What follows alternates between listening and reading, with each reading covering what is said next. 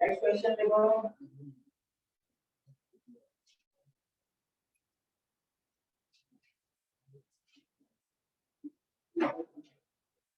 अरे बात मत करो।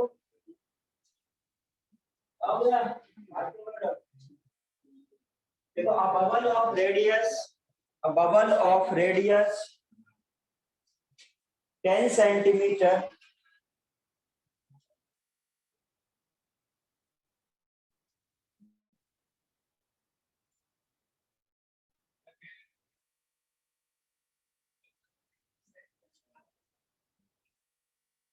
a bubble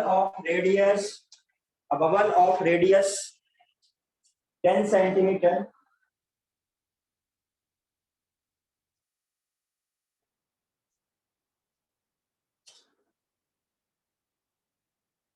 yeah is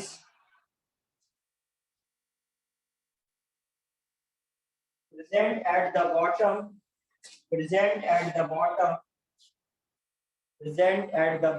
of 70 meter deep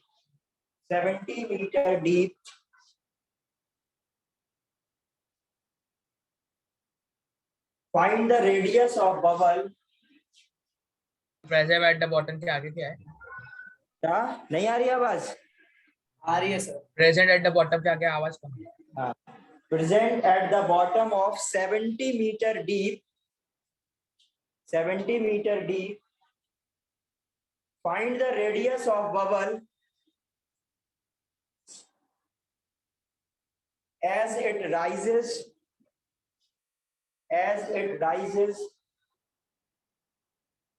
to top clear है? पहले बेटा क्या था, आपका एक बबल था जो आपका 70 मीटर डीप, कोई भी पॉन्ड या लेक या किसी कहीं पर भी होगा, उसके नीचे का 70 मीटर। जैसे ही बेटा ये बबल आपका ऊपर आता है तो इसका रेडियस कितना हो जाएगा, ये आपको फाइंड आउट करना है। करो क्वेश्चन समझ में आया सभी को? यहाँ पे क्या स्टार्टिंग में आपका किसी भी वाटर में सपोज 70 मीटर डीप लेक होगा या कुछ भी हो, उधर है आपका एक बबल जिसका रेडियस 10 सेंटीमीटर है, और ये बेटा ऊपर राइज करेगा और जैसे जैसे बेटा एकदम टॉप पर पहुंचेगा तो इसका रेडियस कितना होगा, ये आपको फाइंड आउट करना है। डायसिस का आगे क्या है? डायग्राम तो मैंने जस्ट ऐसे ही बना दिया, ये बनाने की जरूरत नहीं है, ये मैं हिंट दे रहा हूँ तो क्वेश्चन में लिखा है। आपके क्वेश्चन में पर्याप्त इंफॉर्मेशन है जिससे आप सॉल्व कर सकते हो। सर हाँ बोलो सर, एज इट डायसिस का आगे सिनोनिम जी।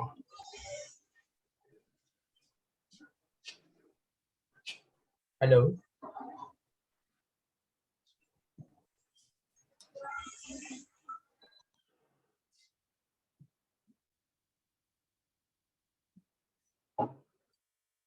लास्ट क्लास किसने किसने अटेंड करी थी, ऑनलाइन या ऑफलाइन? अभी नहीं करी है? फिर करो।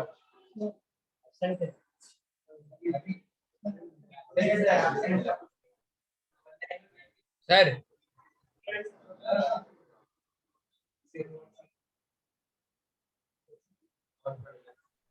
हेलो सर, आवाज आ रही है क्या बेटा? हाँ sir. Sir as it rises के आगे क्या है वो मुझे सुनने नहीं दिया।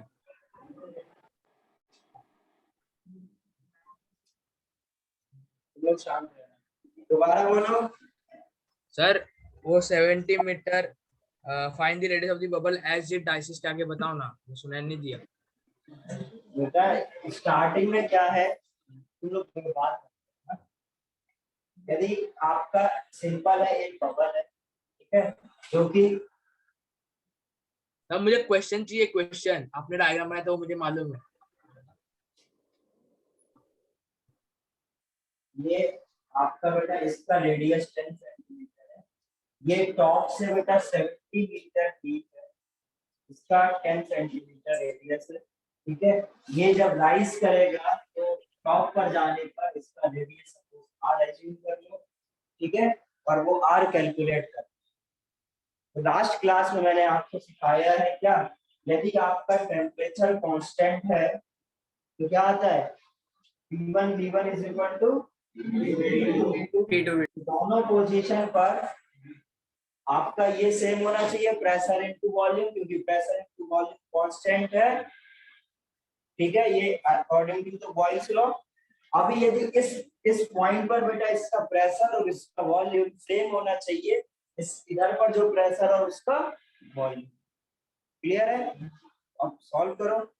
यदि और हाइट पर प्रेशर चेंज होता है, ठीक है, तो यदि मैं हाइट पर प्रेशर की बात करूं तो इधर पे सपोज आपका देखो ऊपर टॉप पर तो एटमॉस्फेयर होगा, तो एटमॉस्फेयर का जो प्रेशर होगा वो क्या हो जाएगा 10 टू द पावर 5 पास्कल है न्यूटन पर मीटर स्क्वायर।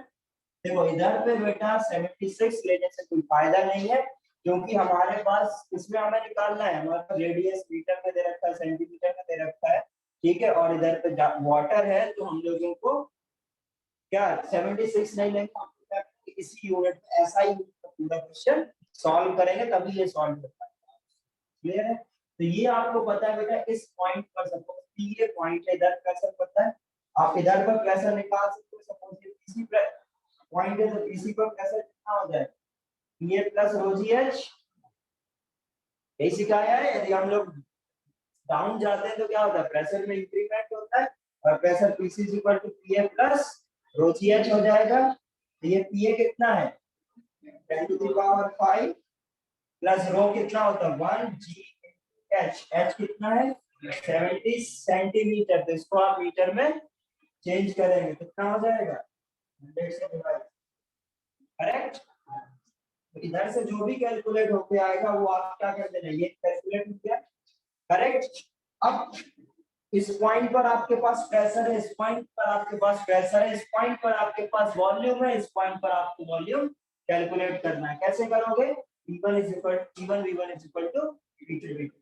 इस पॉइंट पर जो आपका प्रेशर है 10 to the power 5 G into 0.7 into V क्या हो जाएगा बेटा, स्फेरिकल बबल क्या होता है, स्फेरिकल, ये आ जाएगा आपका 4/3, ठीक है। नहीं दिखाई दे रहा है।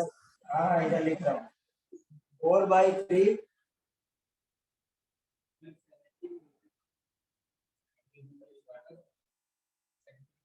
सेंटीमीटर को मीटर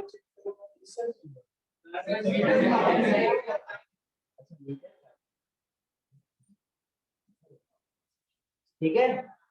अभी क्या हो जाएगा, ये आपका 4/3 पाई आर, ठीक है, ये क्या है आर आपका 10 सेंटीमीटर है, इसको आपको मीटर में चेंज करना है तो कितना हो जाएगा, करेक्ट। तो इस तरीके से ये P1 V1 लगा दिया is equal to P2 V2। इस पॉइंट पर आपका प्रेशर कितना 10 टू द पावर 5 और इसका वॉल्यूम कितना हो जाएगा 4/3 पाई, और आर कितना है, क्लियर है, आगे समझ। बस इन दोनों से क्या करोगे, एक ही अननोन है, आर को सॉल्व करके आर आगे समझ। इस तरीके से क्वेश्चन देखो, आपने मैंने दो कॉन्सेप्ट ही सिर्फ अभी तक सिखाए हैं, एक क्या हाइट के साथ प्रेशर कैसे चेंज होता है, और दूसरा क्या बॉयल्स लॉ, दोनों मैंने पूछ लिए, आया समझ में, नोट कर लो इसको। सर ऊपर का पार्ट नहीं दिखाई दे रहा। कोई किसी को कोई प्रॉब्लम ऑनलाइन, सर ग्राफ में ऊपर का पॉइंट नहीं दिखा कट हो रहा है, कट हो रहा है, कहाँ से कट हो रहा। ऊपर का पार्ट और साइड का पार्ट। रहा है, बस इधर कुछ नहीं बेटा, ये आपका इसके आगे मैंने कुछ लिखा ही नहीं, और सर ऊपर का पार्ट भी कट। सर ऊपर का पार्ट ठीक है।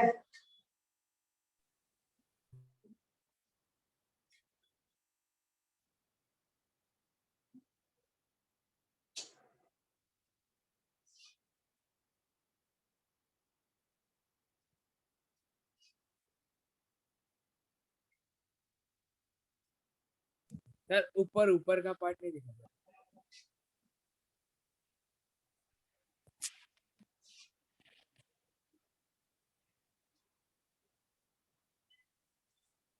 हेलो।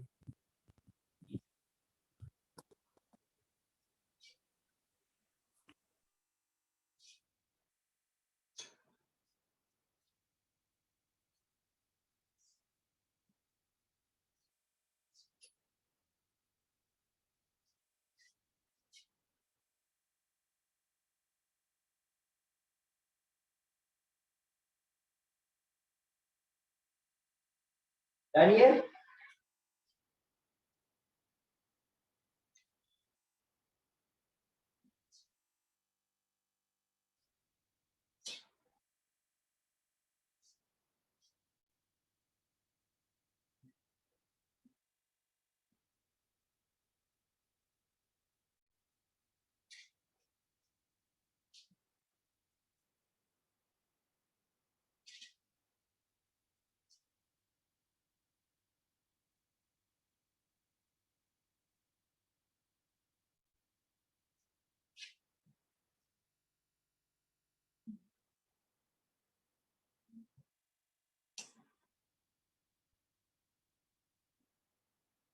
जानिए अब नेक्स्ट आइडिया डालो चार्ल्स लॉ।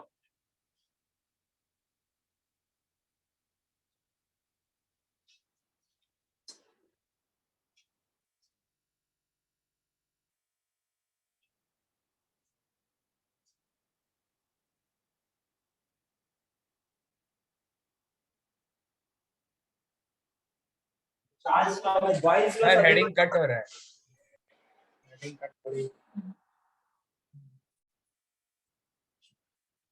तो देखो चार्ल्स लॉ में देखो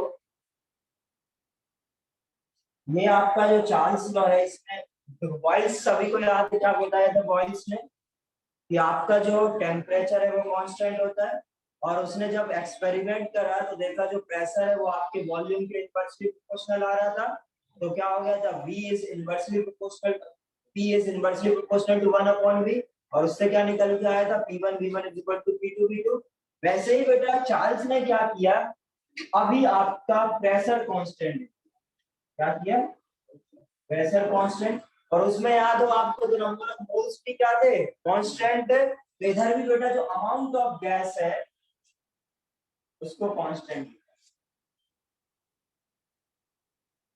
यदि आपने प्रेशर कांस्टेंट ले रखा है अमाउंट ऑफ गैस यदि कांस्टेंट ले रखा है तो ये क्या हो जाएगा सिंपल जो V है वो क्या आएगा डायरेक्टली प्रोपोर्शनल टू टेम्परेचर। क्या जब देखा बेटा जैसे वॉल्यूम उसने इंक्रीज करा सपोज 20 से 40 किया तो टेम्परेचर भी 100 से क्या हो गया 2। इस तरीके से उसने ये सारे के सारे लॉ मैंने कल भी बताया था क्या एक्सपेरिमेंटल बेस्ड है और उन्होंने जस्ट क्या किए बेटा एक्सपेरिमेंट करे और डेटा को देखा तो डेटा देखा तो उन्होंने देखा कि जो आप यदि वॉल्यूम इंक्रीज कर रहे हैं और टेम्परेचर में भी क्या हो रहा है इंक्रीमेंट ही हो रहा है जबकि जो लास्ट वाला लॉ था उसमें क्या था प्रेशर को इंक्रीज करने से आपका वॉल्यूम क्या हो रहा था कम। करेक्ट तो सिंपल क्या है ये जो आपका वॉल्यूम का प्रेशर के डायरेक्टली प्रोपोर्शनल है ये प्रोपोर्शनल कांस्टेंट हटा दें तो क्या आ जाता है तो ये क्या आ जाएगा आपका V is equal to KT इधर हम लोग बोल सकते हैं V by T is equal to K तो V1 upon T1 is equal to क्या बोल सकते हैं upon T2 upon T3 clear है ये क्या हो गया आपका क्लियर है नोट करो इसको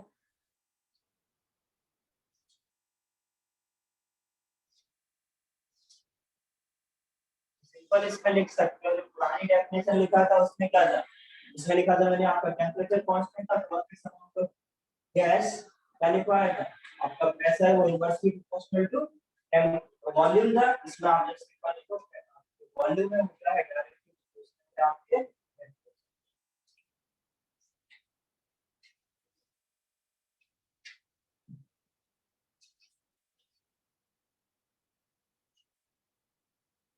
डेफिनेशन जो लिखना चाहे वो लिख सकता है volume of a fixed amount of gas volume of a fixed amount of gas Charles law में लिखो volume of a fixed amount of gas at constant pressure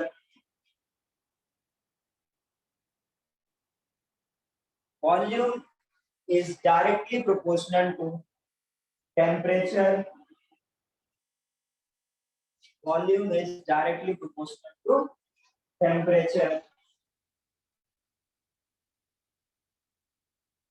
यदि मैं आपसे अभी ग्राफ ड्रॉ करवाऊं, E versus T graph draw करने के लिए, तो कैसे ड्रॉ करोगे?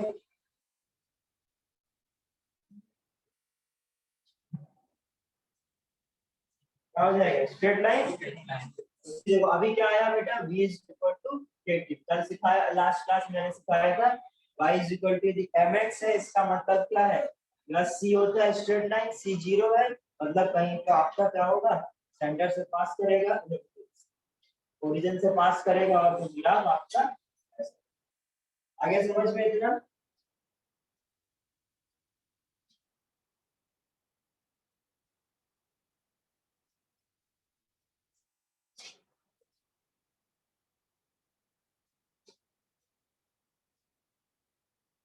ये है। इसके बाद बेटा नेक्स्ट जो लॉ है वो है आपका के-लुसेक लॉ। नेक्स्ट लिखो, इसके सारे लॉ हम लोग कंप्लीट कर रहे हैं, फिर एक साथ क्वेश्चन करेंगे। ये लिख लिया सभी ने?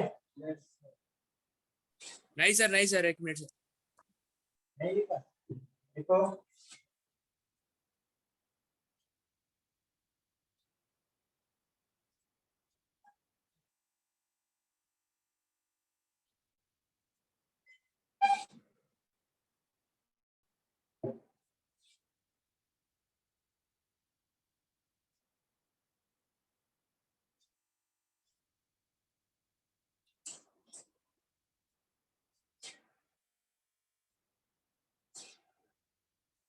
नेक्स्ट लॉ लिखो, के-लुसेक लॉ। तो इसमें क्या था, ये तीसरा लॉ है, अभी हो गया बेटा, अभी कंप्लीट। हो गया सर।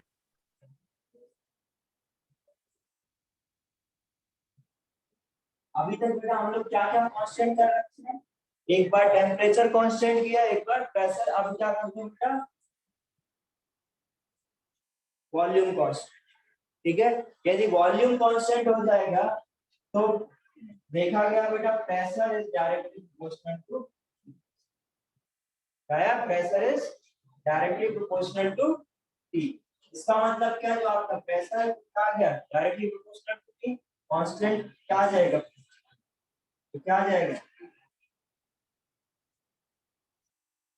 सिंपल क्या बोल सकते हैं, V1 upon V1 is equal to V2 upon, बस हमें याद क्या रखना पड़ेगा, ये कौन सा लॉ है, और इस लॉ में आपका क्या क्या कांस्टेंट है, बाकी तो आप सब अपने से लिख सकते हो। करेक्ट। सेम बेटा इधर यदि मैं P वर्सेस T ग्राफ बोलूं तो ये क्या हो जाएगा, स्ट्रेट लाइन हो जाएगा।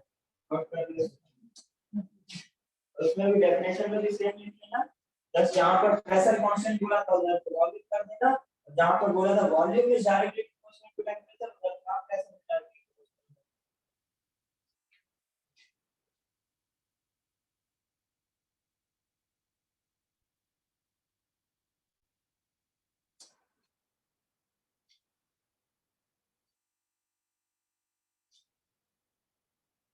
एवोगैड्रो लॉ पढ़ा है आप लोगों ने, मोल में पढ़ा है ना, क्या होता है,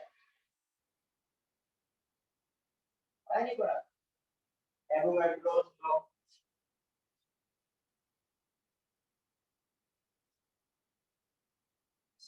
आधे किसी को पढ़ा तो है, पढ़ा तो हो गई, याद किसको है ये बात, किसी को याद है एवोगैड्रो लॉ?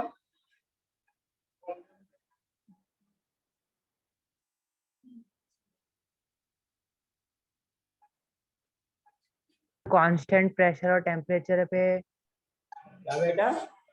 मॉलिक्यूल्स वॉल्यूम के इक्वल रहते हैं। हाँ ठीक है,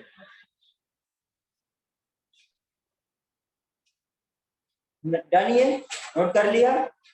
नेक्स्ट देखो जरा, लिखो एवोगैड्रोस लॉ।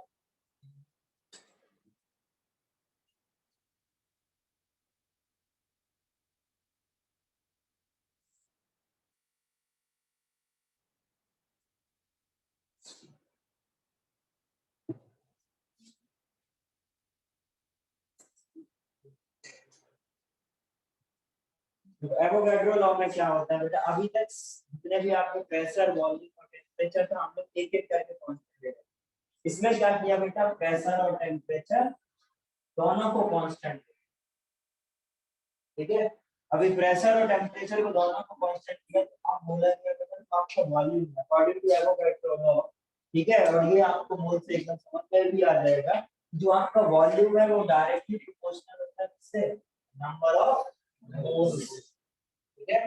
तो सिंपल इधर हम लोग बोल सकते हैं कि V is equal to Kn, इधर भी हम लोग V1 upon N is equal to V2 upon, ठीक है। तो ये था सिंपल आपका एवोगैड्रो लॉ कि जो आपके वॉल्यूम होगा और जो उसके मोल है बेटा वो डायरेक्टली प्रोपोर्शनल, करेक्ट। और आपको पता भी है कि मोल बराबर क्या होता है, यदि एसटीपी पे देखो तो आपको क्या आता है formula, mole is equal to STP का फॉर्मूला क्या आता है, V डिवाइडेड बाय 22.4, करेक्ट। तो उससे भी आपको पता चल रहा है 22.4 तो क्या है, कांस्टेंट है। जितने जैसे आपके क्या होगा, वॉल्यूम में इंक्रीमेंट होगा वही आपके मोल में इंक्रीमेंट होगा, करेक्ट। सिंपल वो आपका क्या होगा। अब ये जो हम लोग को लॉ है तो इसका इंपॉर्टेंस क्या है और हमने पढ़ा क्या, और हमसे क्वेश्चन किस तरीके से पूछे जाएंगे। एक तो आप लोग जेई में हो तो आपसे डायरेक्ट ये कोई नहीं पूछेगा कि बॉयल्स लॉ क्या होता है, ठीक है। बट हाँ ऐसा हो सकता है कि आपके क्वेश्चन में लिख के दे दे और आपसे यूज करा ले कि बॉयल्स लॉ में टेम्परेचर कांस्टेंट, ठीक है। क्योंकि आपको इंफॉर्मेशन देगा और बोल देगा ये जो गैस है वो बॉयल्स लॉ फॉलो करता है, इसका मतलब टेम्परेचर क्या है, कांस्टेंट। यदि आपको पता नहीं होगा तो फिर आप क्वेश्चन नहीं होगा, तो किस पर्टिकुलर लॉ में आपको क्या है ये आपको पता होगा, किसमें टेम्परेचर कांस्टेंट है, किसमें वॉल्यूम कांस्टेंट है, किसमें प्रेशर कांस्टेंट है और किसमें प्रेशर और टेम्परेचर दोनों, करेक्ट। ये चारों लॉ हो गए। अभी आपने देखा होगा बेटा आपके पास चार पैरामीटर है, प्रेशर, वॉल्यूम, टेम्परेचर और नंबर ऑफ मोल्स, ठीक है। इन चारों पैरामीटर के आपस में बेटा रिलेशन आपको पता चल गया। यदि आप प्रेशर इंक्रीज करोगे तो टेम्परेचर इंक्रीज होगा, करेक्ट। यदि आप वॉल्यूम इंक्रीज करोगे तो टेम्परेचर इंक्रीज होगा, और यदि प्रेशर इंक्रीज करोगे तो वॉल्यूम कम होगा, correct.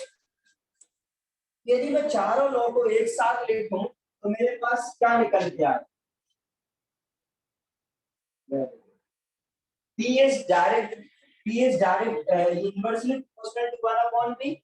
P is directly proportional to P. और क्या बोल सकते हैं, और इनवर्सली प्रोपोर्शनल टू n या डायरेक्टली प्रोपोर्शनल, तो इसके रिस्पेक्ट में नहीं लिखेंगे। इन दोनों पर, इन तीनों को देखकर हम लोग क्या बोल सकते हैं, P is T by B, correct.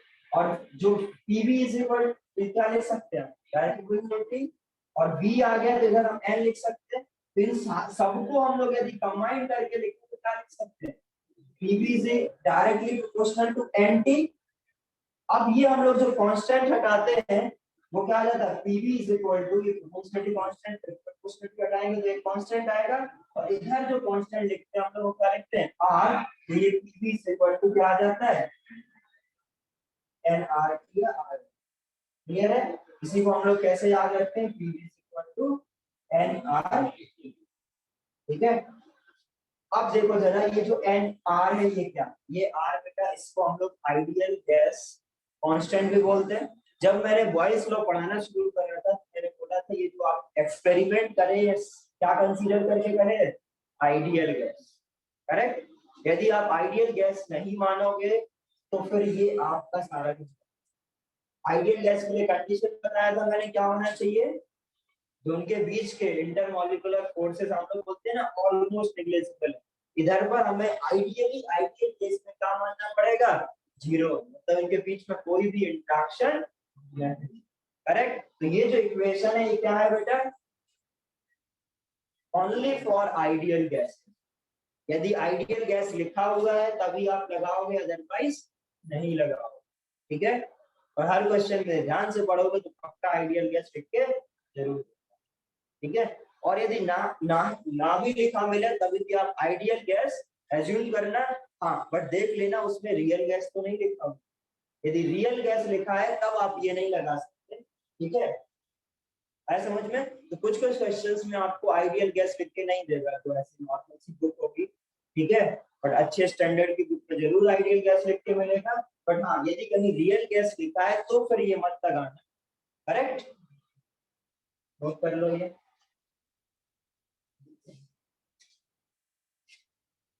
Sir इसको आइडियल गैस का अलग लिखना है या एवोगैड्रो लॉ में रखना क्या एक बार फिर से बोलो बेटा। है? सर जो आपने अभी दिया है पीवी, इसको अलग से लिखना है या उसको एवोगैड्रो लॉ में रखना है? नहीं, इसको अलग से लिखना है। ये खत्म हो गया था एवोगैड्रो लॉ, फिर इन्हीं चार लॉ के कॉम्बिनेशन किससे मैंने क्या किया, ये तो ये इधर पे आपका एवोगैड्रो लॉ, जो एवोगैड्रो लॉ है कंप्लीट हुआ, इसके आगे आप लिख लो और इसको नोट कर लो। तब ये जो चार लॉ के कंक्लूजन्स का मैं एक इक्वेशन टाइप करी, जिसको हम लोग आइडियल गैस इक्वेशन बोलते हैं। और अब ये जरा मैं थोड़ा सा आर के बारे में और बताऊंगा, इतना लिखो।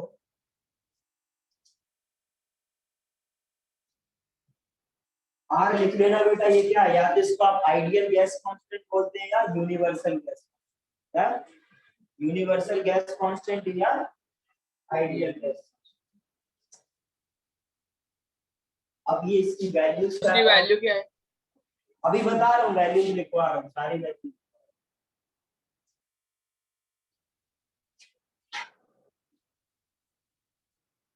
देखो बेटा, डिफरेंट डिफरेंट यूनिट्स के लिए ये जो आर है इसकी वैल्यू डिफरेंट होती है, ठीक है? तो ये आर की वैल्यू भी हमें क्या करना पड़ेगा, याद करना पड़ेगा।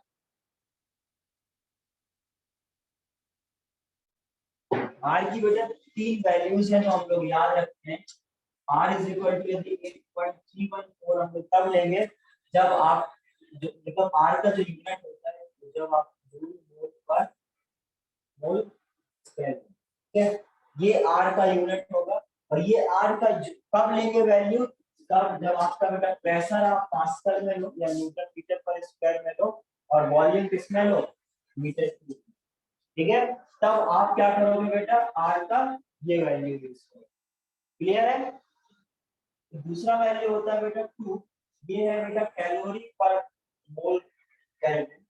ये वैल्यू आप तब लोगे जब सीजीएस यूनिट यूज करोगे, मतलब पास्कल की जगह डाइन, मतलब न्यूटन पर मीटर स्क्वायर होता है और न्यूटन का क्या होता है, सीजीएस डाइन, डाइन पर सेंटीमीटर स्क्वायर, इधर सेंटीमीटर क्यूब यूज करोगे, तो आप ये यूज करना, करेक्ट? और तीसरा जो यूनिट है बेटा वो होता है आपका 0.0821, इसका यूनिट होता है आपका लीटर एटीएन पर मोल केल्विन, ठीक है? ये तब यूज करेंगे जब आप प्रेशर एटीएन में यूज करेंगे और वॉल्यूम आप लीटर में, ठीक है? इसको हम लोग अप्रोक्सीमेटली 25/3, इसको हम लोग अप्रोक्सीमेटली कितना लिखते हैं, 25/3। ये भी बेटा 1.9 के समथिंग होते हैं, इसको हम लोग 2 लिख लेते हैं और इसको लिखते हैं बेटा हम लोग 1/7। तो हम लोग कई बार कैलकुलेशन के लिए क्या कर लेते हैं, इसको 1/12 ले लेते हैं, इसको 25/3 ले लेते हैं, इसको तो 2 ले लेते हैं। इसकी एग्जैक्ट वैल्यू 1.9। अच्छा, सेकंड वाले में प्रेशर क्या किस में होना चाहिए? क्या सेकंड 2 दिया है, उसमें प्रेशर किस में होना चाहिए? ये लिखा है जूल मोल केल्विन, इधर 25/3, ये आपका प्रेशर में और पास्कल में, वॉल्यूम आपका मीटर क्यूब पे है, ठीक है? आर क्या है बेटा आपका 2 केल्विन, सॉरी 2, इधर कैलोरी मोल केल्विन, इधर बेटा 0.0821 लीटर एटीएम पर मोल केल्विन, और इसका वैल्यू लिख रखा है 1/12। इधर पे आप जो प्रेशर लेंगे वो एटीएम का लेंगे और इधर पर वॉल्यूम आप लीटर में,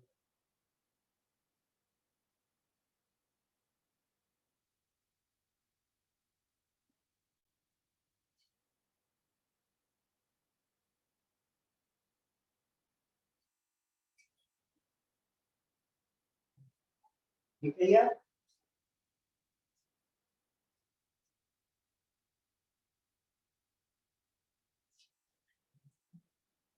बेसिकली अब यदि हमारे पास बेटा Pp is equal to NRT equation आ गया।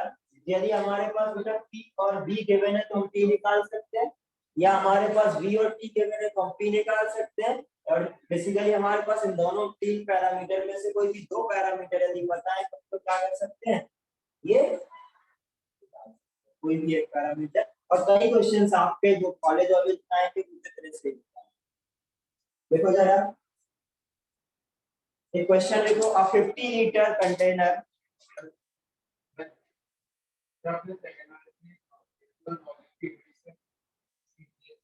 सीजीएस बार प्रेशर आपका क्या होगा 9 पर सेंटीमीटर, और ये आपका क्या हो जाएगा centimetre. A 50 liter cylinder contains a 50 liter cylinder contains O2 at a pressure of 10 Pascal at 300 Kelvin.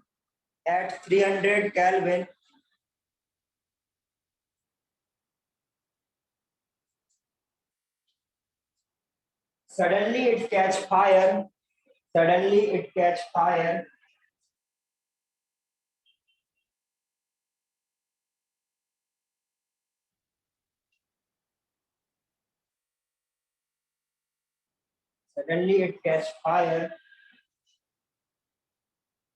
It can withstand 60 Pascal.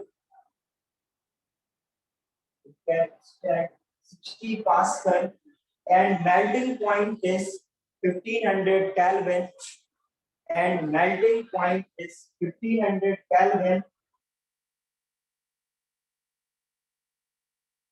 Will it melt or not?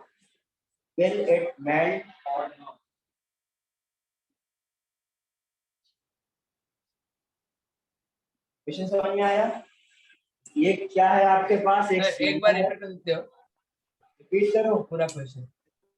दोबारा सुनो, ठीक है? अब इंग्लिश छोड़ो, मैं समझा दे रहा हूँ क्वेश्चन।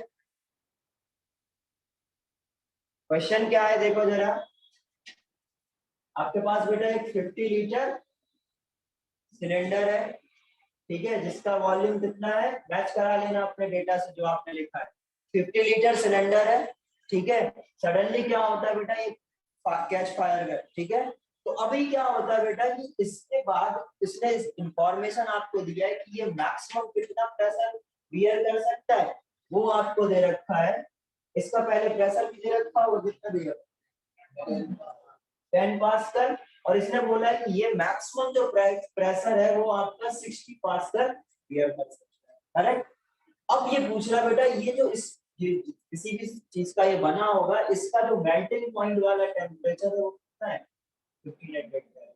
तो पूछ रहा है क्या ये जब ये मेल्ट होगा मतलब क्या होगा, प्रेशर में इंक्रीमेंट होगा, करेक्ट। यदि प्रेशर में चेंज हुआ तो क्या ये इतना चेंज होगा कि ये इसके मेल्टिंग पॉइंट से ज्यादा निकल जाए, करेक्ट। तो मतलब यदि इसका जो टेम्परेचर है चेंज होके होगा, यदि उसकी मेल्टिंग पॉइंट से ज्यादा हो जाएगा तो मेल्ट होगा, करेक्ट। हमें क्या निकालना है, हमें पता करना है कि ये सिलेंडर मेल्ट होगा या नहीं होगा। यदि सिलेंडर का मेल्टिंग पॉइंट 1500 है तो आप क्या करोगे, कितना इसका मैक्सिमम टेम्परेचर हो सकता है वो आप है समझ में। करो देना देखें क्या करते 50 लीटर वॉल्यूम पता है आपको,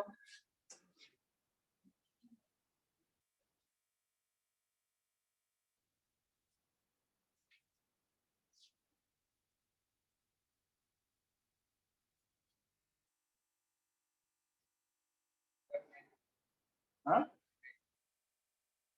मेल्ट होगा देखो जरा।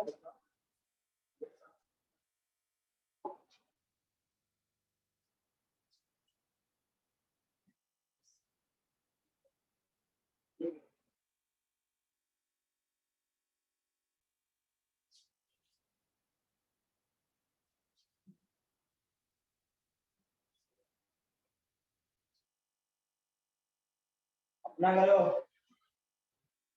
करो करो करो। ऐसा कोई है जिसको अभी भी क्वेश्चन ना समझ में आया? देखो सबसे जरूरी क्या है, फिजिकल में क्वेश्चन समझ में आया, ठीक है। अभी तो मैं क्वेश्चन आप लोगों को लिख बोलने के बाद समझा देता हूँ, कुछ लोगों का छूट जाता है, पर ये पेपर में नहीं होने वाला है, और जब आप बुकलेट लगाओगे तब भी नहीं होने वाला, ठीक है। क्वेश्चन बड़े ध्यान से समझना है, क्वेश्चन ही नहीं समझना होगा तो आप लगाओगे, करेक्ट। तो क्वेश्चन सबसे पहले समझो करना क्या है, फिर उसके बाद अप्लाई करके। हो गया? और किसी का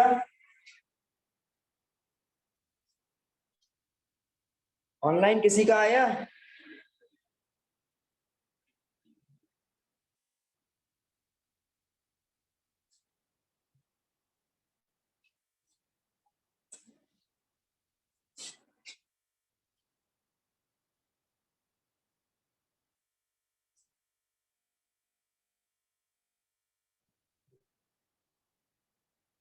आसान सवाल है एकदम, कुछ नहीं करना है। देखो बताऊं अभी मैं कितने कितने कितने लोगों से हो गया, एड्रेस करो 4 बस, करो आधा कम करो, हुआ नहीं हुआ? कोई बात नहीं, हुआ नहीं हुआ, मैं सिर्फ ये पूछ रहा हूँ, राइट रॉन्ग तो मैं बताऊंगा। हो गया? कितने लोग हैं ऐसे जिनको एकदम आइडिया नहीं लग रहा है इधर क्या चल रहा है, ये इसी क्लास का है या किसी और क्लास का है? ऐसा कितने लोगों को लग? चलो देखो जरा, अब कोई लिखेगा नहीं, सिर्फ लोग इधर पे समझो, ठीक है। आपके पास क्या है, आपके पास बेटा एक ऐसा सिलेंडर है जिसका वॉल्यूम कितना है आपके पास, 50 लीटर।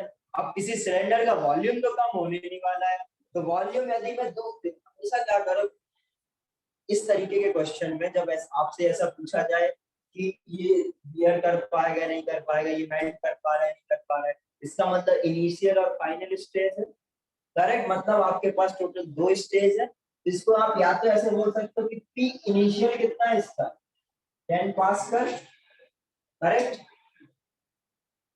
वी इनिशियल 50 लीटर, और पी फाइनल आपको क्या करना है, वो भी दे रखा है 60 पास्कल, करेक्ट। और आपके पास टी इनिशियल कुछ गिवन है क्या? 300, ठीक है, 300 केल्विन। और जो आपका वी फाइनल है वो तो 50 रहने वाला है, और बोल रहा है टी फाइनल निकालना। यदि टी फाइनल बेटा इस मेल्टिंग पॉइंट वाले टेम्परेचर से ज्यादा आया तो मतलब आपका सिलेंडर मेल्ट होने लगेगा, और यदि कम आया तो मेल्ट नहीं होगा। बस सिंपल क्या करोगे, अब आप क्या कर सकते हो बेटा, एक बार इसके लिए इस स्टेज के लिए पीवी इक्वल टू एनआरटी लगा दो, एक बार स्टेज के लिए लगा दो, तो सिंपल क्या लिख सकते हैं, या तो आप ऐसे देख सकते हो इसमें नंबर ऑफ मोल्स को कम ज्यादा हो गया है, तो सिंपल पीवी इक्वल टू क्या बोल सकते हैं, आरटी, और आर भी कांस्टेंट है तो मैं क्या बोल सकता हूं, पीवी अपॉन टी, मतलब p1 v1 upon p1 is equal to p2 v2 upon p2 p correct.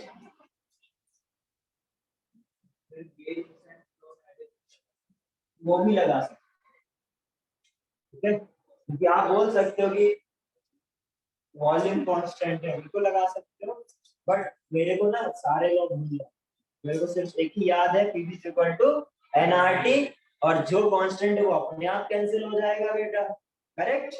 जो सेम होगा वो क्या कैंसिल आउट कर दूंगा मैं। तो मेरे को दो दो चार चार लॉ याद रखने की जरूरत नहीं है, सिंपल एक इक्वेशन याद रखेंगे क्या, PV equal to NRT. But तुम लोग के एग्जाम में आ सकता है, तो तुम लोग याद रखना कहां पर प्रेशर कांस्टेंट होता है, कहां पर वॉल्यूम, कहां पर टेंपरेचर, करेक्ट। मेरे से नहीं, ये आपको प्रेशर है तो प्रेशर कितना है 10, बी कितना है 50, और टेम्परेचर कितना है 300। इधर क्या है, प्रेशर आपका 60 है, वॉल्यूम सेम है, और इधर टेम्परेचर, तो ये 50 से तो 50 कैंसिल हो गया, ये 0 से 0 कितना आ जाएगा 10, टेम्परेचर 1800 केल्विन। इसका मतलब जो आपका टेम्परेचर आया वो क्या ज्यादा है, इसका मतलब है कि आपका ये जो सिलेंडर है वो मेल्ट होना स्टार्ट। आया समझ में? नेक्स्ट क्वेश्चन लिखो।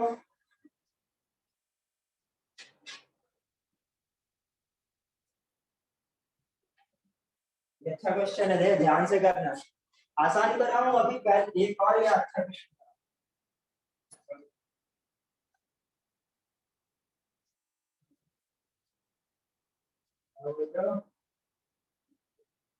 देखो आ 20 litre cylinder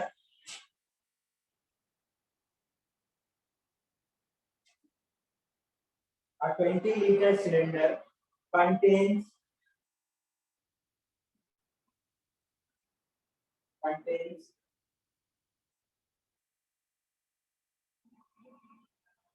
helium at contains helium at 20 atm and 300 Kelvin. A 20-liter cylinder contains helium at 20 atm and 300 Kelvin. It is used to fill balloons. It is used to fill balloons 2 liter at 1 atm. 2 liter at 1 atm. How many balloons can be filled? How many balloons can be filled? आपको calculate करना है इस जो 20 litre cylinder था जिसमें helium आपकी gas present थी उससे आप कितने बलून फिल कर क्लियर है क्वेश्चन एक बार रीड करो फिर से देखो क्या पूछना चाह रहा है सेकंड लाइन ये है बेटा 2 liter at 1 atm how many balloons can be filled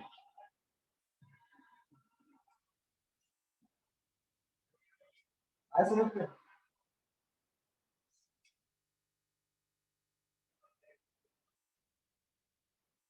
पहले अप्रोच सोचो करना रैंडमली लगाना शुरू करो पहले सोचो आपके पास है क्या तो मेरी बलून में आपको कुछ भी फिल करना है मतलब गैस और गैस कितनी है सबसे पहले हमें ये पता होना चाहिए और एक बलून कितनी गैस ले रहा है एक बलून के लिए कितनी गैस के रिक्वायरमेंट है मेरे पास आपका टोटल गैस कितनी है एक बलून में कितनी जरूरत हो रही है तो ये हिंट मैंने सोचो इसके आगे कैसे करोगे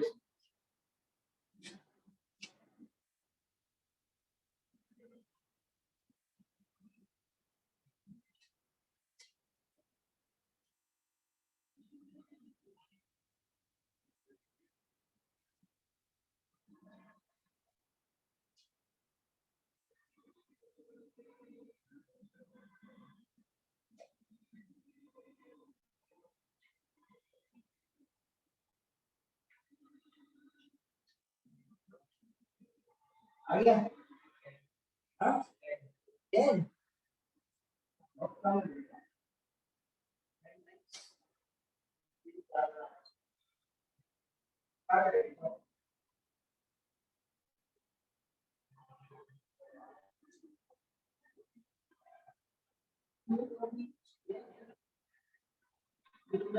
पहले तो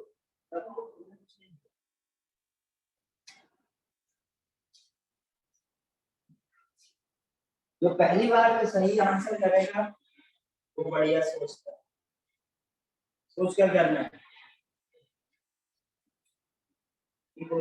थोड़ा सा सोचा और आपने अप्लाई कर दिया वो बच्चा होता है जो पूरा सोच के आंसर करता है आंसर तभी सही आएगा जब आप पूरा सोचो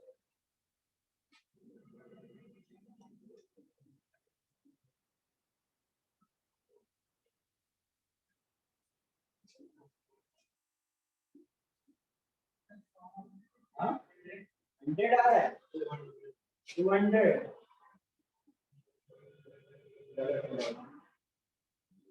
200 वाला फिर भी बहुत करीब है मतलब तुमने सही सोचा बस जो होता है ना जेई मेन और एडवांस वो अंतर है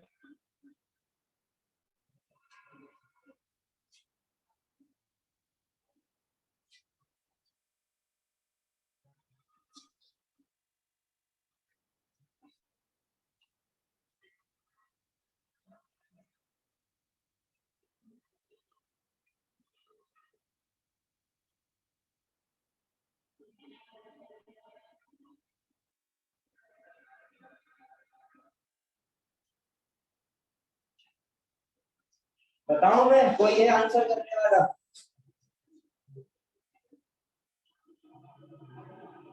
कोई ऑनलाइन? क्वेश्चन पक्का सबको समझ में आ गया? ऐसा कोई नहीं जिसको क्वेश्चन ही समझ में ना आया। एक बार क्वेश्चन और समझाऊं?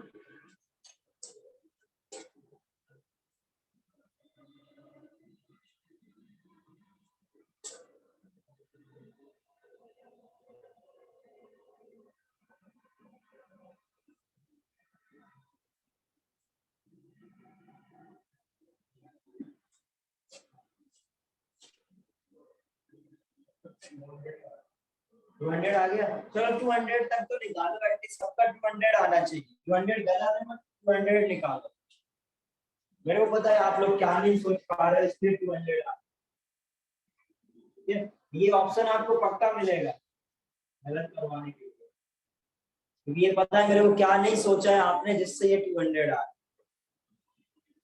बेटा ऐसे सोचो, चलो जिसका 200 आ गया उसके लिए थोड़ा और हिंट देगा।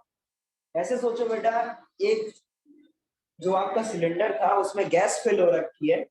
अब आपको यदि बलून में फिल करना है तो गैस इससे इसमें ट्रांसफर कब होगी? जब इसका प्रेशर ज्यादा हो इससे,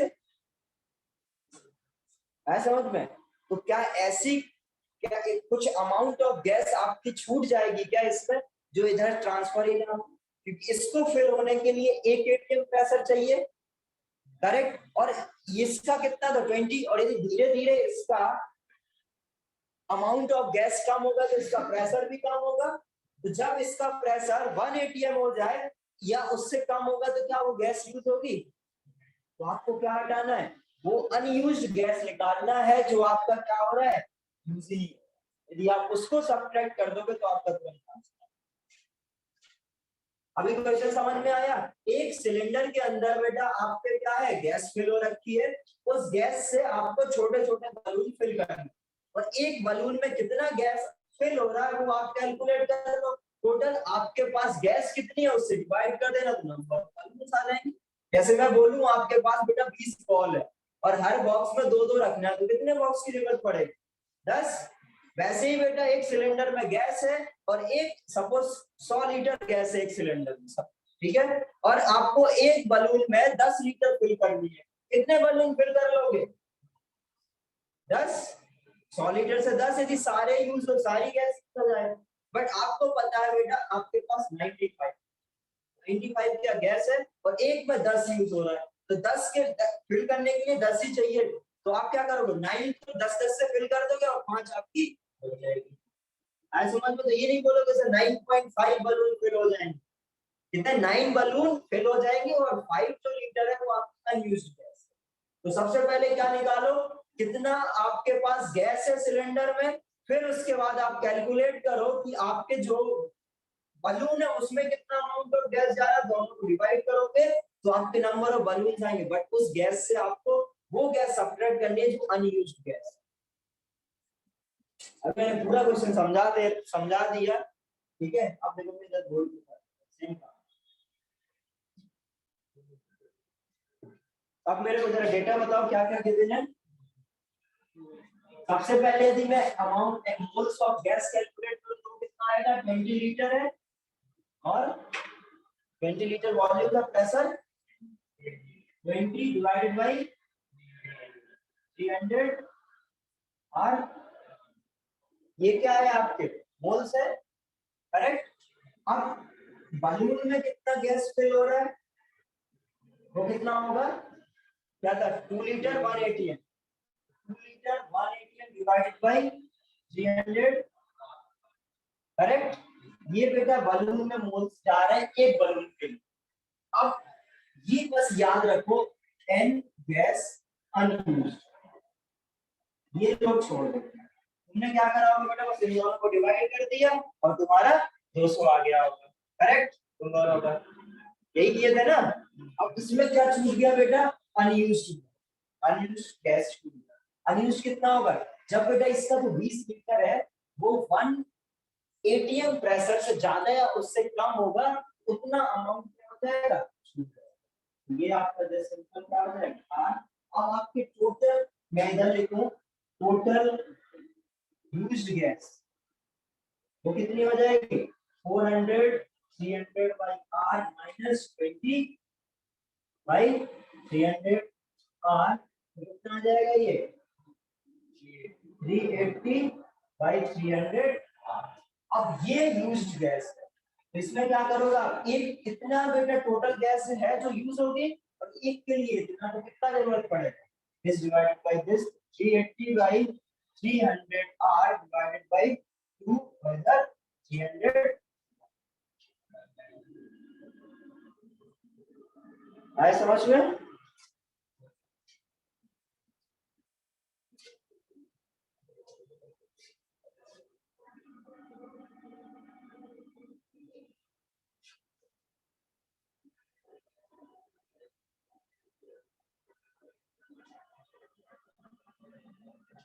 नोट कर लो इसको।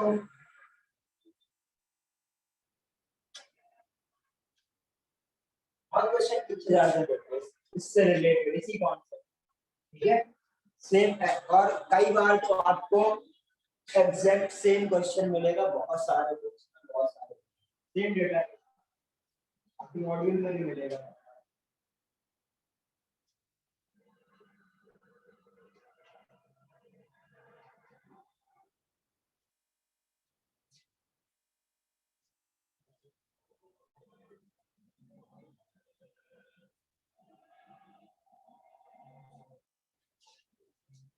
कोई गैसियस स्टेट वाला मॉड्यूल लेके आया है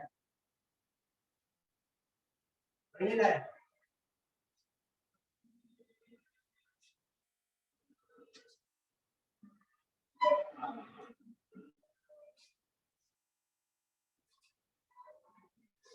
ये सब रखने के लिए नहीं है बेटा, इसके लिए आया था, ठीक है। और इससे क्वेश्चन भी लगाने हैं, सिर्फ ये देखना नहीं है, तो आपको सॉल्व भी करना है। पहली बात अभी खोले नहीं होना बेटा इसको। सभी लोगों को बेटा देखो, अब नेक्स्ट क्लास से मैं होमवर्क भी चेक करूंगा, मैं नहीं चेक करूंगा, माने से चेक करेंगे, ठीक है। ये वाली जब क्लास होगी सभी को होमवर्क करके आना है, जैसे अटेंडेंस लगता है वैसे होमवर्क का भी लिस्ट पड़ेगा आपके लिए। तो आपको क्या क्या करना है, सेक्शन ए सेक्शन, और अभी सेक्शन ए तो पूरा कंप्लीट कर लेना, सेक्शन बी यदि आज हो सकता है कंप्लीट हो जाएगा तो सेक्शन बी तक आपको करना है, ठीक है। क्या नहीं, होमवर्क तो एक ही जगह करते हैं, मैं चेक वाला कर रहा हूं कि जिस दिन यदि नेक्स्ट क्लास से पहले ये आप लोग का सेक्शन 1 और सेक्शन ए और सेक्शन बी, और ऑनलाइन वाले बेटा मेरे को पीडीएफ बना के भेजना, ठीक है। क्या करोगे पीडीएफ,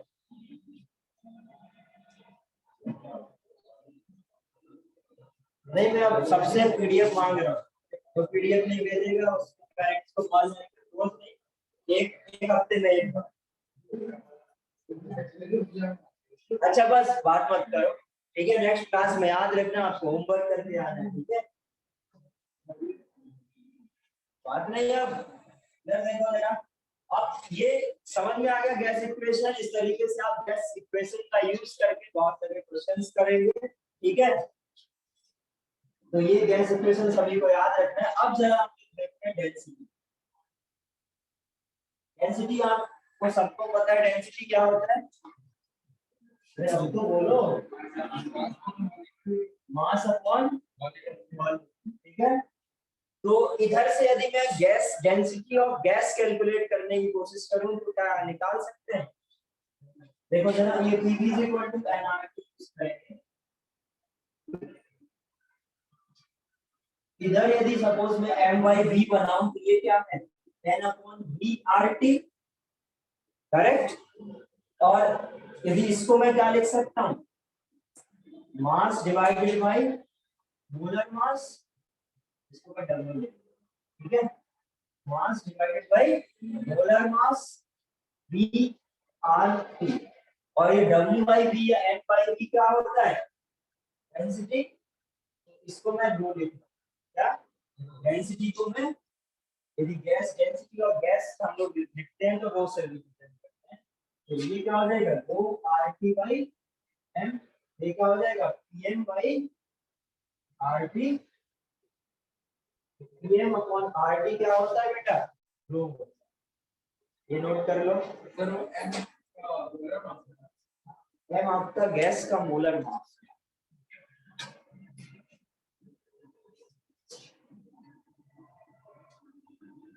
नोट करो इसको।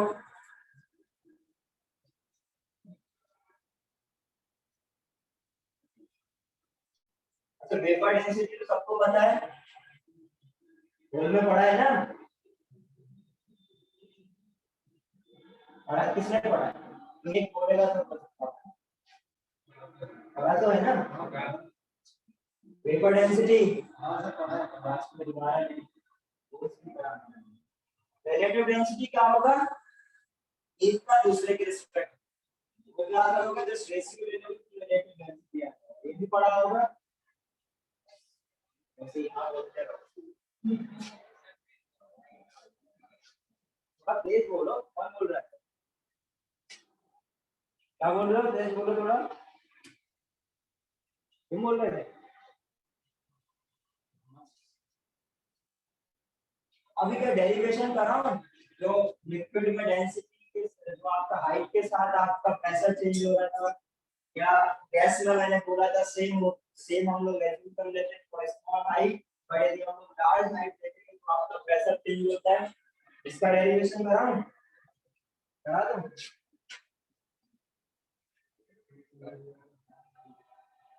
क्या चलो डेरिवेशन सीधे आगे ना लो, पेलोड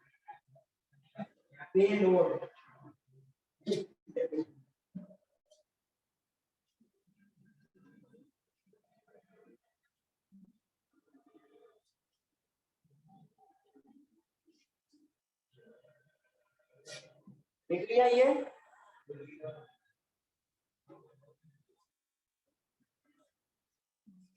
आप समझते पहले ये पेलोड क्या होता है, बताएंगे किसी को,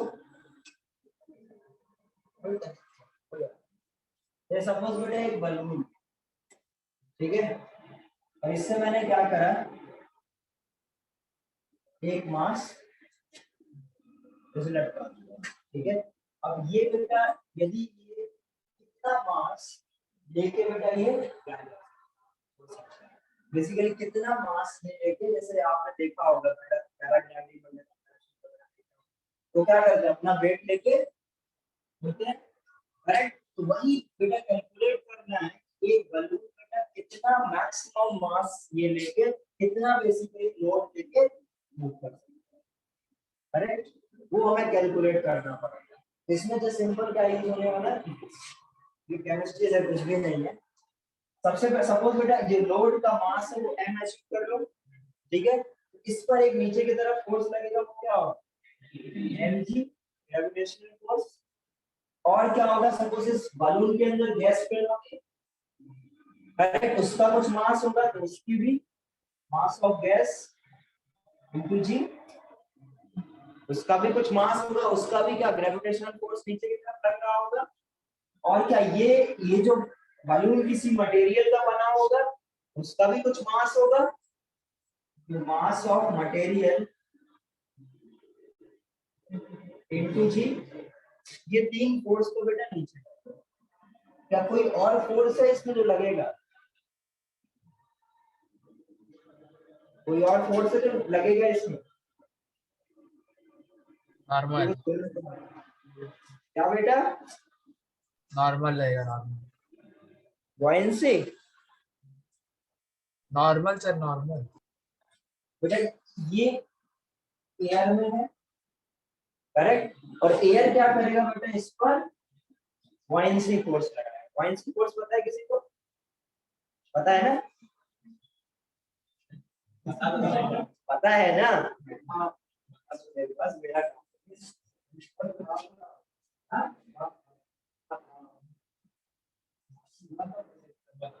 देखो बुओयेंसी फोर्स क्या होता है, अभी आगे आप लोग फिजिक्स में पढ़ो, ठीक है, मेरे को भी बहुत ज्यादा नहीं आता है फिजिक्स, ठीक है, बट अपने को क्या पता होना चाहिए, यदि कोई भी मास यदि आपके क्या है एटमॉस्फेयर में है, ठीक है, तो एक जो फोर्स, जैसे सपोज आपने देखा होगा बेटा, आप किसी भी बॉडी को यदि पानी के अंदर डालो तो पानी क्या करता है बेटा, एक बाहर उसको एक एक्सटर्नल फोर्स लगाता है।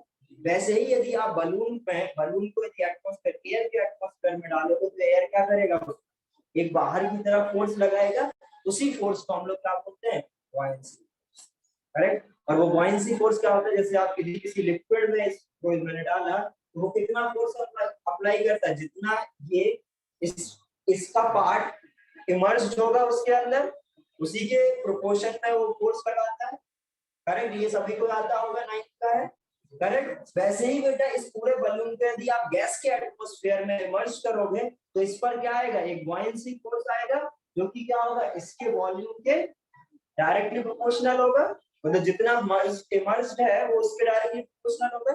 तो सच सिंपल एक बेटा, इसकी जब इस बलून को आप एयर में डालोगे तो क्या होगा, एक ऊपर की तरफ बॉयंसी फोर्स आएगा, जो कि क्या होगा, इसका वॉल्यूम या बेसिकली इसके मास जो होता है m into g ऊपर की तरफ, और ये जो कैलकुलेट होके आएगा वो मास क्या होगा, density into volume of balloon, ठीक है। जितना बेसिकली इमर्ज्ड है वो उसी के डायरेक्टली प्रोपोर्शनल आता है फिजिक्स में डेरिवेशन। तो इस तरीके से क्या हो जाएगा, रो जी एक ऊपर की तरफ फोर्स है और ये बाकी सारे फोर्स क्या है, नीचे की तरफ। यदि बेटा बलून को ऊपर जाना है और स्टेबल रहना है तो इनके फोर्सेस क्या होने चाहिए, इक्वल होने चाहिए। बस हम लोग जस्ट सिंपल क्या करते हैं, इक्वल कर देंगे, और इधर से इसको क्या बोलते हैं हम लोग बेटा, पेलोड। यदि हमारे पास अभी इसका मास पता नहीं है तो हम लोग ये मास कैलकुलेट कर लेंगे। है समझ में, क्लियर है, बना लो इतना। बस ये ध्यान रखना, ये जो वो होता है वो बेटा आपका एयर का होता है, ठीक है। ये इधर याद रखोगे तो उसका कहाँ पर मटेरियल, मैं देखो लिख दे रहा हूँ।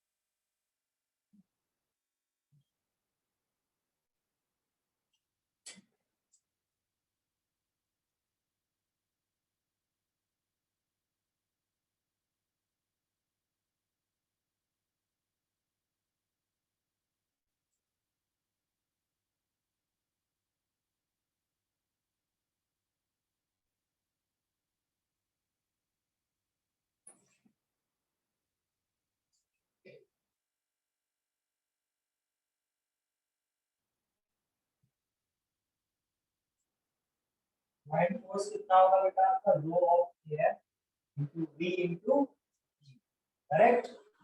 जो कि ये आपके इक्वल होगा किससे, this plus mg plus m material into g plus m of gas into, इसको बराबर करिए। और ये आप लोग फोर्सेस ड्रॉ कर लेना जिससे आप लोग रिलेट कर,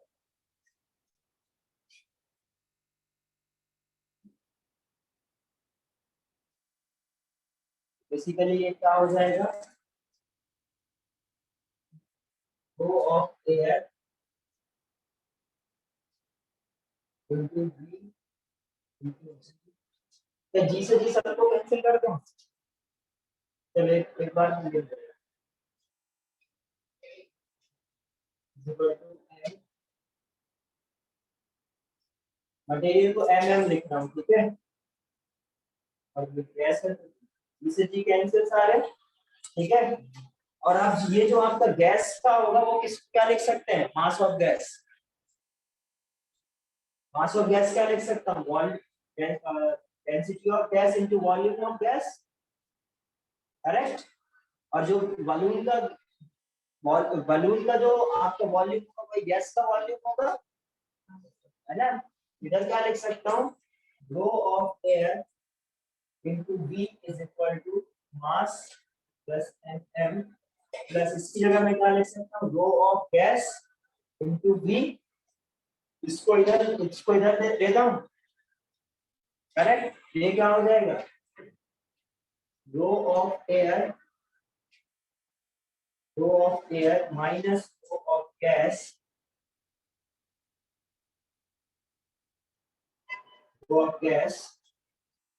into E is equal to m plus।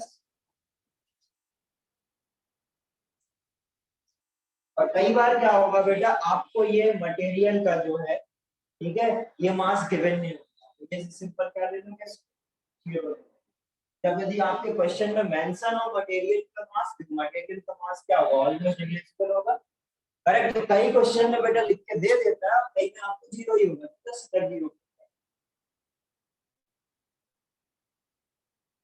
Okay.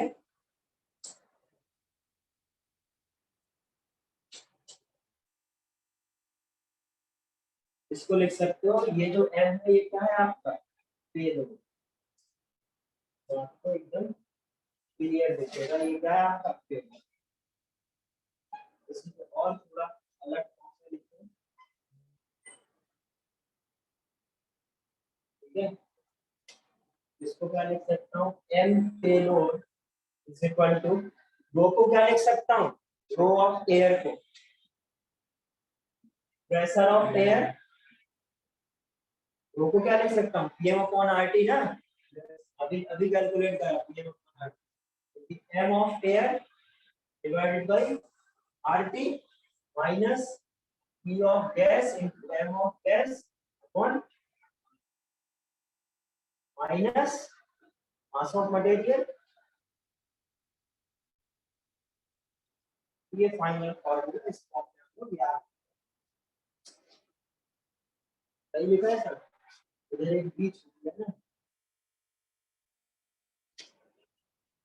Note कर लो इसको।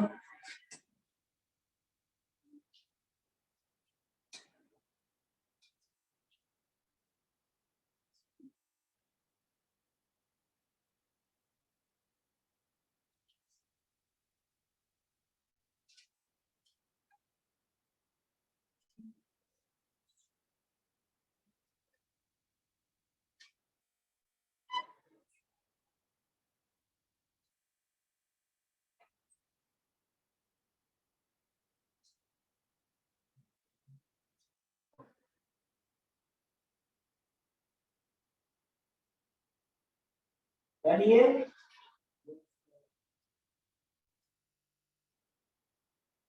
देखो जरा question,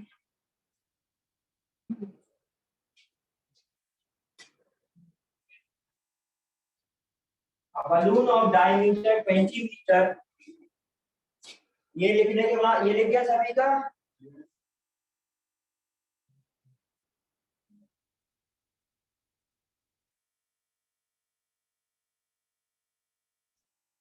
a balloon of diameter 20 meter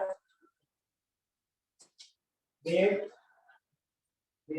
100 kg, a balloon of diameter 20 meter weighs 100 kg, calculate its payload, calculate its payload, calculate its payload if it is filled with, if it is filled with, if it is filled with helium at 1 atm and 27 degrees C and 27 degrees C, density of air is 1.2 kg per meter cube, kg per meter cube,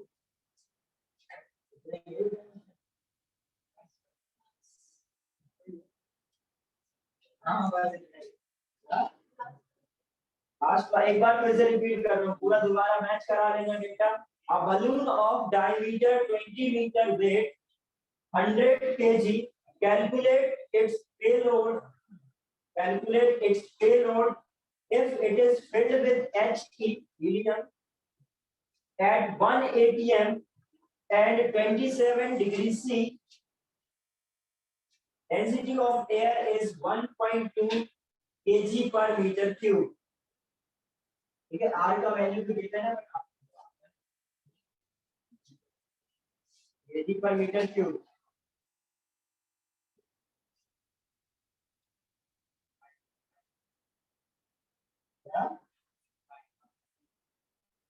सब कुछ डालो, answer निकालो.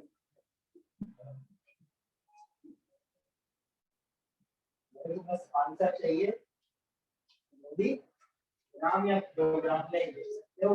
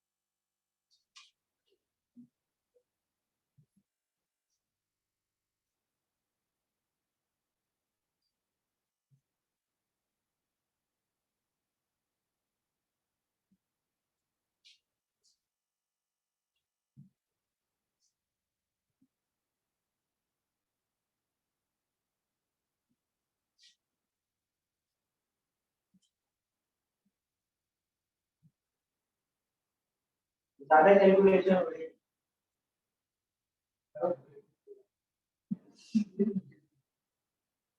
Calculator नहीं मिलता exam में, ऐसा नहीं है कि कैलकुलेशन आती है. तो आप लोगों को थोड़ा स्मार्ट बनना है, कैलकुलेशन फास्ट करने सीखिए. ठीक है, वो भी बेटा एक आर्ट. जितना फास्ट आप कैलकुलेशन कर रहे हो, जितना आप अप्रोक्सीमेशन कर रहे हो, आप आंसर सही कर रहे हो, आपको सीखना है. जब आप क्वेश्चन सॉल्व करते हैं, प्रैक्टिस करते टाइम थोड़ा बहुत जैसे कहीं पर 27 उसको 21/7 लेगा, तो आपने क्या करा, थोड़ा सा वैल्यू कम किया, जब आंसर करो तो थोड़ा सा बढ़ा के देखो. ठीक है, इस तरीके की कैलकुलेशन हमें भी करनी है. यदि आप पूरा एक एक को डिवाइड करोगे तो बहुत ज्यादा समय लगेगा, तो आपको थोड़ा बहुत अप्रोक्सीमेशन भी करना आना चाहिए, बट कितना आइडिया होना चाहिए बेटा. यदि मैंने एक कम किया तो आपका आंसर कितने से चेंज होगा, और ये तब करना जब आपके ऑप्शंस ये सारा कब आएगा, जब आप प्रैक्टिस करोगे, वहां पर यूज करोगे ऐसे एप्रोक्सीमेशन को, फिर आप आंसर मैच कराओगे, देखोगे आपने कितना सही किया, क्या गलत हो गया. ऐसा समझ लो, इस तरीके की भी प्रैक्टिस करने की हम लोग को आदत डालनी है, जिससे एग्जाम में हम लोग का टाइम बचा सके. तो कभी भी ऐसा मत करना कि अरे ये इस तरीके से कर लेंगे ये हो जाएगा, और जो आपने ये हो जाएगा करके छोड़ दिया ना, वो पेपर में भी 0 ही देगा, प्लस 4 तो देगा.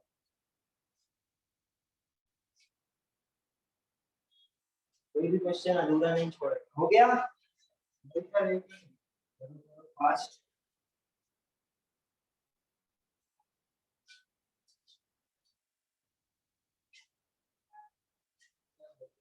हो गया, हो गया आंसर.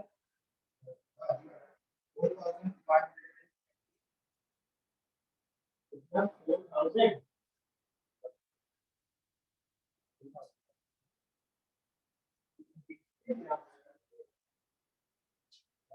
इसी के आसपास बट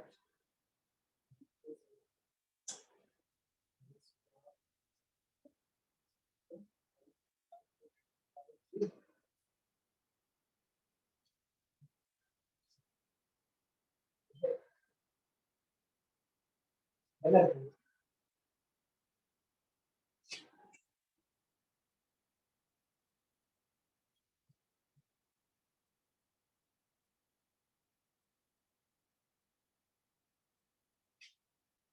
सिंपल पेलोड होता क्या है, या तो ये सीधे फॉर्मूला यूज कर लो, ठीक है, और यदि फॉर्मूला नहीं याद है, जैसे मेरे को तो कभी याद रहेगा नहीं formula, तो आप क्या, हम लोग क्या करेंगे, तो भी नहीं याद रहेगा, रहेगा नहीं रहेगा ना।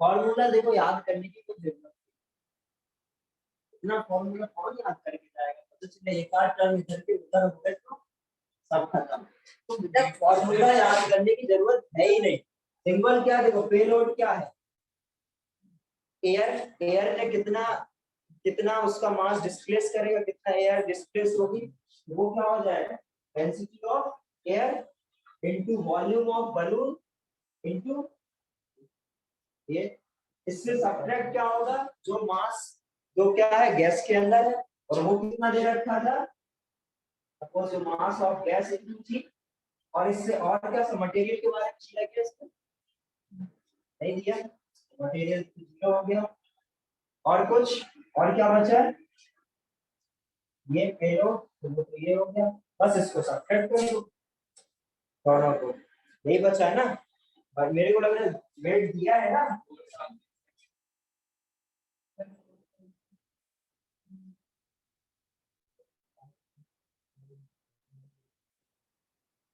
वॉल्यूम ऑफ बलून कैलकुलेट किया कितना है,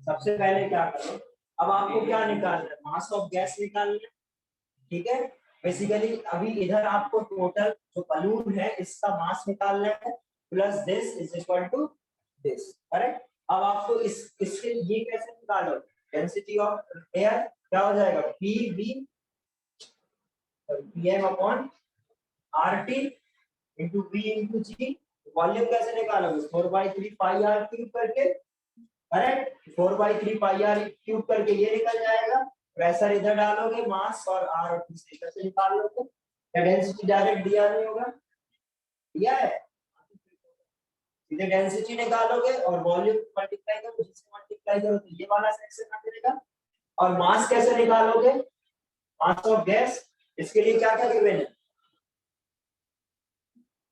मास ऑफ गैस क्या हो जाएगा, नहीं गिवन है कुछ, PV is equal to nRT use करो, ऐसा जो गिवन है, क्या कितना गिवन है बताओ, 180 है, वॉल्यूम तो इधर से निकाला था वही होगा 4/3 पाई आर क्यूब, n क्या हो जाएगा, वेट डिवाइडेड बाय इसका मॉलिक्यूलर वेट पता होगा, गैस हीलियम है, correct, 4 into r into temperature भी पता होगा, कितना 300, बोल दिया करो बेटा, ठीक है, ये हो गया। अब इधर पे जो आपको ये मास निकालना था, ये मैं क्या बोल रहा हूँ, just simple P is equal to nRT use करके n, ठीक है, क्योंकि मोल अपॉन मॉलिक्यूलर वेट पता होता है, PV is equal to nRT, pressure कितना था 180, कितने था प्रेशर 180, ये 4/3 पाई आर क्यूब, ये मास W divided by molecular weight 4 r की वैल्यू और टेंपरेचर की वैल्यू आ जाएगा, बट इसका जो बलून का वेट है वो भी आपको दे रखा है 100 kg, तो उसमें ये जो W आएगा उसमें वो 100 kg ऐड कर देना, इससे सब्ट्रैक्ट करोगे तो जो आंसर आपका क्लियर है, क्या क्या करना है, जो आपका बलून का वेट दे रखा है 100 kg, प्लस जो गैस का वेट है वो निकाल लो, दोनों को ऐड करोगे वही क्या होगा बेटा आपका पेलोड। आंसर मैं बता दे रहा हूँ, आंसर इसमें लिखा हुआ है 424.6 into 10 to the power 4 10 to the power 4। तो आप लोग क्या केजी में बता रहे थे? सही तो था, 4246 है। आप लोग का कितना था? 45 कुछ समथिंग आ रहा था। ठीक है, इतना तो चले, थोड़ा बहुत अप्रोक्सीमेशन भी करना, अभी सॉल्व करना है। समझ में क्लियर है इतना? अभी डालो नेक्स्ट।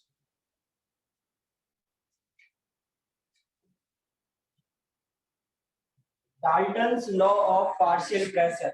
नेक्स्ट हेडिंग डालो Dalton's law of partial pressure।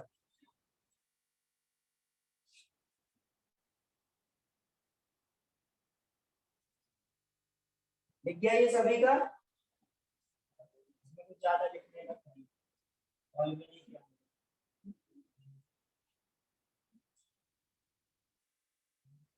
तो ऐसे क्वेश्चन में देखो, इसमें बहुत ज्यादा कैलकुलेशन, जो आपके से क्वेश्चन पूछा जाएगा ना उसमें आपको सीधे सीधे मार्क्स दे देगा। या तो डेंसिटी दे देगा, density of air, density of gas, दोनों की दे देगा डेंसिटी, और आपसे पेलोड पूछ लेगा। ठीक है, तो दोनों को डेंसिटी को क्या करोगे आप, सब्ट्रैक्ट करना, वॉल्यूम से मल्टीप्लाई करना, डी से डी की जरूरत नहीं है क्योंकि उधर भी जी होगा, तो बस इतना करना पड़ेगा। तो ये जो मैं केसेस लेता हूँ वो जितना बड़ा हो सकता है वो होता है, बट क्वेश्चन आपसे ऐसा पूछा जाएगा जो आप with in 2 minutes of period solve कर पाओगे। अब मैंने क्या है डाला, डाल्टन्स लॉ ऑफ पार्शियल। तो डाल्टन ने क्या बोला था, इसके बाद हम लोग की क्लास है। यदि सपोज बेटा एक कंटेनर में क्या है, गैसेस, एक से ज्यादा गैसेस, सपोज एक gas A B C D, correct, एक से ज्यादा गैसेस है, और ये जो गैसेस है बेटा वो आपकी नॉन रिएक्टिव गैस, मतलब आपस में ये गैस रिएक्ट नहीं करेगी। ठीक है, तो डाल्टन ने क्या बताया बेटा, जैसे इस कंटेनर में ये सारे की सारी गैसेस प्रेशर अप्लाई करेंगी और इस सबका कुछ टोटल प्रेशर होगा। तो डाल्टन ने वो क्या बोला कि ये जो सारी गैसेस हैं इन सबका जो इंडिविजुअल प्रेशर होगा उनका सम क्या होगा इस कंटेनर का टोटल प्रेशर। तो सर इसमें क्या नया बता दिया, तो हमें पता था यदि चार गैसेस हैं यदि, तो सारी गैसेस का जो प्रेशर होगा वही क्या होगा टोटल प्रेशर। इतना आसान नहीं है बेटा। ठीक है, ये डाल्टन ने क्या बोला बेटा, इन जो चारों गैसेस का जो इंडिविजुअल प्रेशर है उसका जो सम होगा वो क्या है आपका टोटल प्रेशर। ठीक है, क्लियर है? मतलब जो पी ए है plus P B plus P C plus P D, इनके जो इंडिविजुअल प्रेशर है वो किसके बराबर होंगे, कंटेनर के प्रेशर के बराबर पी टोटल। करेक्ट। अब ये बड़ी बात क्या है, ये मैं अभी एक टर्म यूज कर रहा हूँ इंडिविजुअल प्रेशर, उसी को डाल्टन ने क्या बोला बेटा, पार्शियल प्रेशर। क्या बोला, पार्शियल प्रेशर। अब ये पार्शियल प्रेशर क्या होता है, पार्शियल प्रेशर को डिफाइन करा जाता है किसी भी गैस के इंडिविजुअल प्रेशर को ही पार्शियल प्रेशर। ठीक है, अभी और पार्शियल प्रेशर कैलकुलेट करने के लिए फॉर्मूला ड्राइव होगा तो ठीक है, समझना जरा इधर। तो जो पी ए है, सॉरी पी, हाँ अभी मेरे को पार्शियल प्रेशर कैलकुलेट करना। तो सोचो बेटा ये गैस यदि अकेली होती और तो इसका वॉल्यूम कितना होता है, यही होता है पूरा, करेक्ट। तो ये P into V equal to N, suppose इसके मोल एन ए है, इसके mole N B N C N A और आर और टी, सारी गैसेस का बेटा कंटेनर का टेम्परेचर जो होगा वही सारी गैसेस का टेम्परेचर होगा। ये क्या आ गया, ये इसका पार्शियल प्रेशर, करेक्ट, ये N A R T by V. इसी तरीके से मैं क्या लिख सकता हूँ पी बी, तो क्या होगा N B R T by V, correct. इसी तरीके से पीसी और पीडी लिख दूंगा, इस इन सब की वैल्यूज इधर पुट कर, इधर क्या आ जाएगा, पीटी इज इक्वल टू, ये को इधर ऐड लिखूंगा तो N A R T Y B, इधर N B R T Y B, इधर N C R T Y B, और इधर N D plus N C R T Y B plus N D R T Y. ठीक है, तो अभी PT is equal to क्या आ गया, इन सबको जरा कॉमन लो, आर टी वाई बी को यदि कॉमन लोगे तो क्या आएगा, N A plus N B plus N C plus N D, इसको मैं एन टी लिख सकता हूं, तो PT is equal to N T मतलब एन टोटल। ठीक है, एन टोटल क्या हो जाएगा, N A plus N B plus N C plus N D, तो एन टी क्या हो जाएगा, N T R T Y V. Correct, बोल सकते हैं। तो सिंपल हम लोग क्या बोल सकते हैं, जो आपका टोटल प्रेशर होगा वो क्या होगा, इसके N total into R T by. तो आपको क्या चाहिए, यदि पी टोटल पता करना है तो आप जैसे सिंपल क्या कर लो, मोल का टोटल मोल कैलकुलेट करो और आप ये कैलकुलेट कर सकते हैं। ठीक है, अभी जरा इन दोनों को देखो, suppose P P A divided by PT है, पी ए पता है मेरे को और PT, P A upon PT क्या हो जाएगा, पी ए कितना है, N A R T Y B, और पीटी क्या है, N T by R T Y V. Correct, तो ये पी ए अपॉन पीटी क्या हो जाएगा, N A upon N T, N A upon N T क्या होता है, क्या होता है, मोल फ्रैक्शन ऑफ ए, क्या हो जाएगा, P A is equal to simple क्या बोल सकते हैं, एक्स ए इंटू, मतलब जो ये पीटी है वो क्या है, एक के मोल फ्रैक्शन के मल्टीपल। करेक्ट, मतलब जो इसका जो पार्शियल प्रेशर होगा वो क्या होगा, इसके टोटल प्रेशर के फ्रैक्शन में। इस तरीके से पीबी पीसी पीडी कुछ भी निकाल सकते हैं, जैसे सिंपल क्या आएगा, P B equal to X T, है समझ में। और आपको सबको पता है X A plus X B plus X C plus X D equal to 1 होता है। तो जब आप इन सबके प्रेशर ऐड करोगे, मतलब PA plus PB plus PC plus PD करोगे, तो ये वाला टर्म तो कॉमन आ जाएगा, X A plus X B plus X C plus X, इस तरीके से क्या हो जाएगा 1। तो सिंपल पीटी बराबर पीटी, मतलब जो कैलकुलेट करना चाहिए इसको नोट।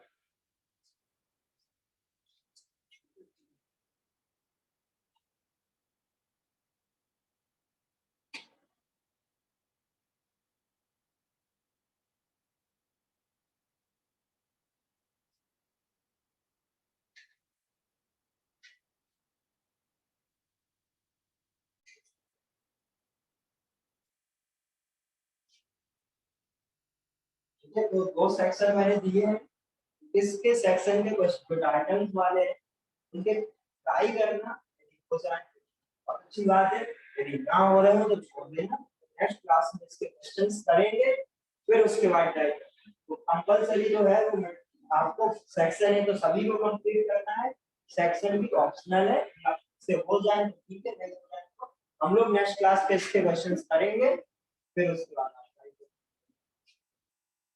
किसका सेक्शन नहीं करना है, हेलो हाँ बेटा, वो आपको चला सर आप, मैं ये बोल रहा हूँ कि आपका जो मैंने दो सेक्शन बोले आपको होमवर्क के लिए, सेक्शन ए और सेक्शन बी। सेक्शन ए तक तो आपका पूरा कंप्लीट हो गया, बट सेक्शन बी के हमने क्वेश्चन नहीं कर पाए। ठीक है, तो सेक्शन बी ऑप्शनल है, आप ट्राई करोगे तो इतनी इंफॉर्मेशन आपके पास है तो उससे आपसे हो जाने चाहिए क्वेश्चन, यदि नहीं भी हो रहे तो कोई बात नहीं। ठीक है, देख लो।